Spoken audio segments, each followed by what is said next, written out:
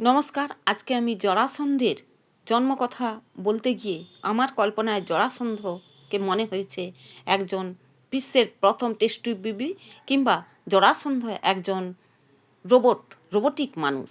তাহলে সেই কথাই যখন মনে হয়েছে সেই কথাই আমি বর্ণনা করব।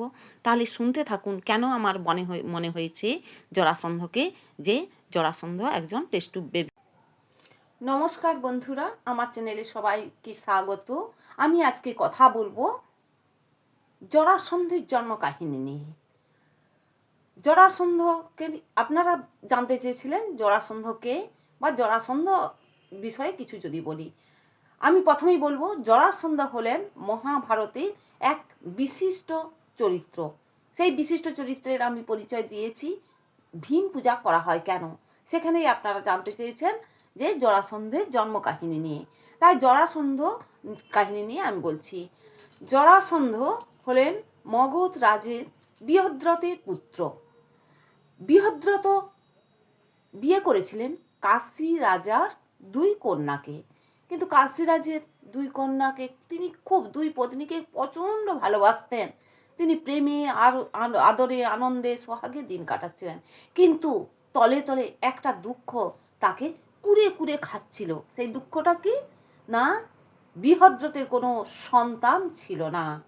তখন মনের দুঃখে তিনি এক চণ্ড কৌশিক নামে এক ঋষির কাছে গেলেন।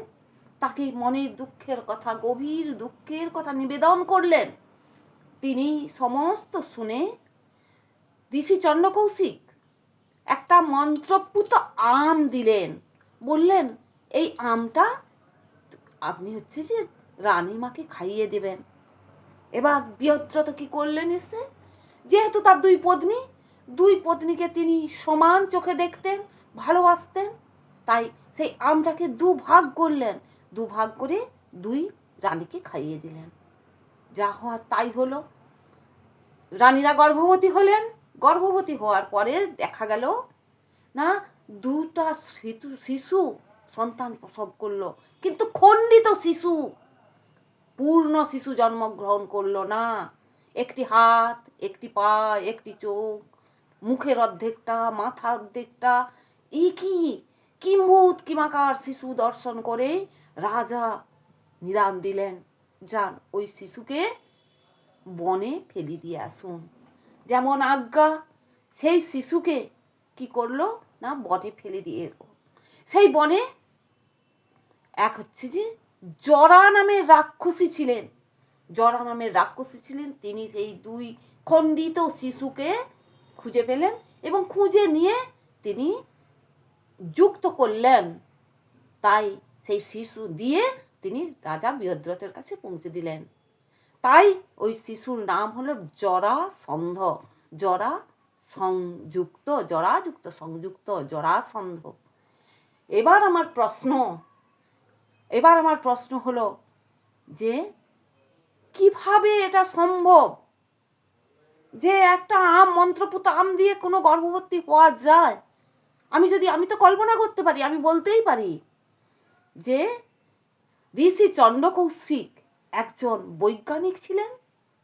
তিনি বুঝে নিয়েছেন রাজা এবং রানীকে নিয়ে তিনি তাদের শুক্রাণু আর ডিম্বাণু নিয়ে সেই শুক্রাণু এবং ডিম্বাণু নিষিক্ত করে রানীদের গর্ভে প্রতিস্থাপন করতে বলেছিলেন। আম তার রূপক, এটা হতেই পারে, কিন্তু রাজা কি করলেন, সেই নিষিক্ত ভ্রূণকে দুখণ্ডিত করে দুই রানীর গর্ভে প্রতিস্থাপন করলেন। যখন আমার টেস্ট বেবি যেরকম ভাবে হয় সেই রকম, তাহলে বলতেই পারি জরা যে টেস্ট বেবি, কিন্তু দ্বিখণ্ডিত করলেন। আপনারা এখন বলবেন যে কিভাবে এটা সম্ভব? ভ্রূণকে যদি দ্বিখণ্ডিত করা হয় তাহলে তো সেটা মৃত্যুবরণ হবে, মারা যাবে, কিভাবে সেটা বড় হবে? মিরাকেল আজও তো হয়। এবার আমার দ্বিতীয় প্রশ্ন হলো, জরা রাক্ষসী দুটা খণ্ডকে নিয়ে সে করলেন। আমি তো ভাবতেই পারি উনি জরা একজন বৈজ্ঞানিক। আজকের দিনে যেখানে রোবট তৈরি করছেন, তিনি জরা একজন রোবটিক রাক্ষসী বা রোবটিক বৈজ্ঞানিক। তিনি গোপনে গোপনে হয়তো রোবট তৈরি করে ফেলেছিলেন, তার কৌশল জানতেন, কিন্তু রাজার ভয়ে, রাজা বৃহদ্রথের ভয়ে গোপনে সেটা করছিলেন, হতেই পারে। তখন তিনি দেখলেন যে রাজার দ্বিখণ্ডিত করে ফেলে দিয়ে গেছেন, তখন সেটাকে যুক্ত করলেন, করে পূর্ণ একটা রোবট তৈরি করে রাজার কাছে উপহার দিলেন। এটা হতেই পারে। আবার এটাও তো আমরা ভাবতে পারি যে সেই জরা রাক্ষসী রোবটের অংশ রানীদের কাছে গোপনে পাঠিয়ে দিয়েছিলেন, দিয়ে যখন পূর্ণ সময় হলো সেই অংশ দুটাকে জুড়ে একটা পূর্ণ শিশু বা তৈরি করলো, পূর্ণ রোবট তৈরি করলেন। এটা আমার কল্পনা। এবার আপনারা কি ভাবছেন সেটা বলুন।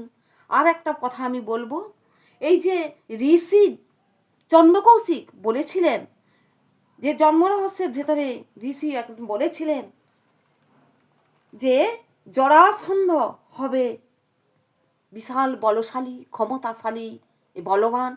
হ্যাঁ, আজকের রোবটরা তো এরকমই হয়। তাহলে আমরা সেটা বলতে পারবো না। আমি বলতে পারবো না জরাসন্ধ সত্যিই খণ্ডিত শিশু ছিলেন, না প্রথম টেস্টিভ বেবি ছিলেন, না রোবট ছিলেন। সেই উত্তর আমার জানা নাই, মহাভারতে কোথাও বলা নাই। তবে একটা আমার সবই কল্পনা, যে কোনো একটা হতেই পারে, সেটা আপনারা ভেবে নিন। আমি যেমন ভাবছি আপনারা কেউ ঠিক তেমন ভাবছে। নমস্কার। আজকে তাহলে কথা হলো জরাসন্ধের জন্ম নিয়ে। পরের ভিডিওতে দেখা হচ্ছে। পরের ভিডিওতে আমি, যতক্ষণ না নতুন ভিডিও আসছে ততক্ষণ দেখতে থাকুন জরাসন্ধের জন্মকথা, এবং তারপরে আসছি আরেকটা নতুন ভিডিও নিয়ে। ততক্ষণ দেখতে থাকুন, ততক্ষণ লাইক, শেয়ার, কমেন্ট দিয়ে ভরিয়ে দিন আমার ভিডিওকে, এবং চ্যানেলটাকে সাবস্ক্রাইব করুন। নমস্কার বন্ধুরা।